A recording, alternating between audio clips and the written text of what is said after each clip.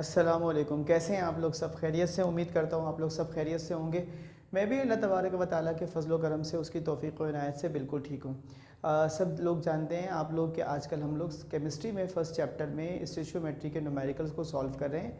आज का जो लेक्चर है वो है लिमिटिंग रिएक्टेंट के बारे में। तो पहले लिमिटिंग रिएक्टेंट को एक हल्का सा थोड़ा सा अपनी मेमोरी को रिकॉल कर लेते हैं, दोहरा लेते हैं कि लिमिटिंग रिएक्टेंट होता क्या है। मैंने कहा था limiting reactant is that reactant which gives least number of moles of product और which gives least amount of product.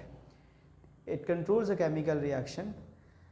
Limiting reactant वो होता है जो प्रोडक्ट के सबसे कम मोल देता है, यानी बाल्फाज दीगर वो सबसे कम मास देता है प्रोडक्ट का, जिसके अज खुद ख़त्म हो जाने पर रिएक्शन खुद ब खुद रुक जाता है। इसलिए कहा जाता है कि लिमिटिंग रिएक्टेंट किसी भी केमिकल रिएक्शन को कंट्रोल करता है, क्योंकि जैसे ही वो ख़त्म होगा रिएक्शन खुद ब खुद रुक जाएगा। अगर आपको उसकी तफसीली वीडियो देखनी हो ना तो मेरे प्लेलिस्ट में जाइएगा, लिमिटिंग रिएक्टेंट लिखिएगा तो आपको इसके कुछ मेरे ख्याल में इब्तदाई 5 लेक्चर्स मिल जाएंगे, जिसमें लेक्चर नंबर 1 इसकी डेफिनेशंस के ऊपर है और जो इसके बद्दे मुकाबिल है वो है एक्सिस रिएक्टेंट, तो यानी नॉन लिमिटिंग रिएक्टेंट। ठीक, सवाल चूँकि ये लिमिटिंग रिएक्टेंट का है तो उसे करने की तरकीब सीख लें। ज़्यादातर असातिज़ा कराम इसको मास मास रिलेशनशिप के तरीके से ही करवाते हैं और मैं भी वैसे ही करवाऊँगा। कुछ लोग नंबर ऑफ़ मोल से भी करवाते हैं, यानी आपको जो मास गिवन होता है रिएक्टेंट का उसको आप मोल में कन्वर्ट कर लेते हो और फिर इक्वेशन को देख के मोल रेशो निकाल कर फिर ये फैसला करते हैं कि लीस्ट नंबर ऑफ़ मोल्स कौन से रिएक्टेंट से आ रहे हैं प्रोडक्ट के।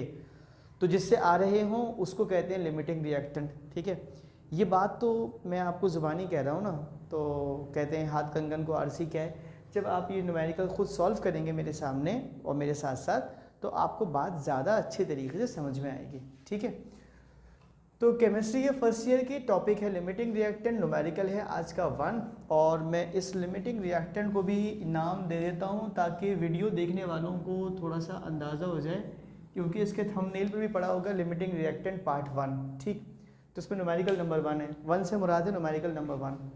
तो ये मेरा अपना न्यूमेरिकल है जिसको मैंने बड़े आसान तरीके से बताया कि लिमिटिंग रिएक्टेंट का कॉन्सेप्ट क्या है। 3 grams of hydrogen reacts with 29 gram of oxygen to give water, और रिएक्शन क्या है हमारे पास 2H2 + O2 gives you 2H2O। ठीक है, ये इक्वेशन आ गई। पूछा क्या है आपसे? 2 बातें। Number 1, which one is the limiting reactant, ये बताइए कि इसमें लिमिटिंग रिएक्टेंट कौन सा है। Number 2, calculate the mass of water. ठीक है, जब हम सॉल्व करेंगे तो पहले हम मास ऑफ वाटर निकालेंगे, उससे फैसला करेंगे लिमिटिंग रिएक्टेंट कौन सा होगा।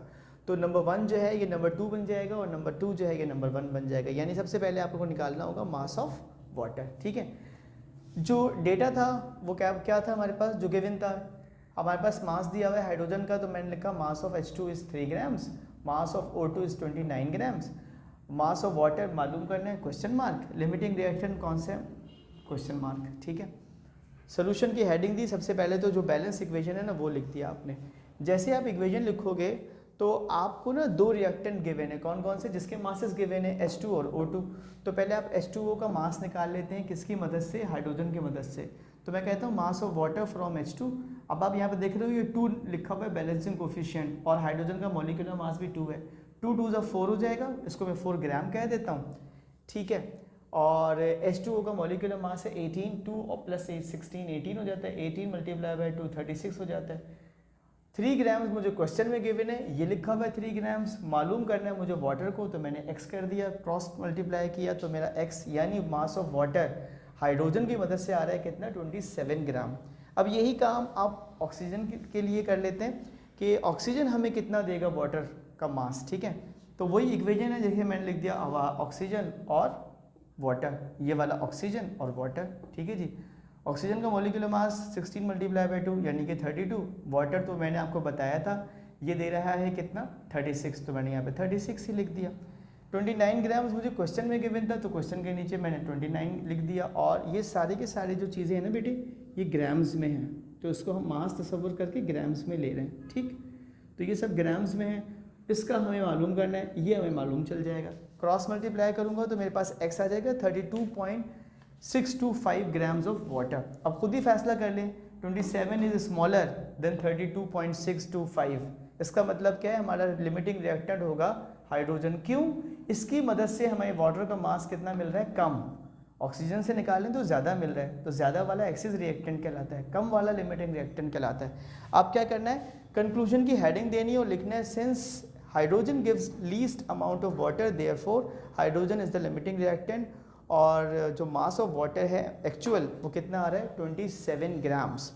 सो ये था इसका आंसर। उम्मीद करता हूँ कि हमेशा की तरह आपको आज की वीडियो भी अच्छी लगी होगी, आपके इल्म में कुछ ना कुछ इजाफा ज़रूर हुआ होगा। वीडियो पसंद आई हो तो अपने चाहने वालों दोस्तों के साथ, अपने वारिस्तानों के साथ, सबके साथ फॉरवर्ड कीजिएगा। अल्लाह हाफ़िज़।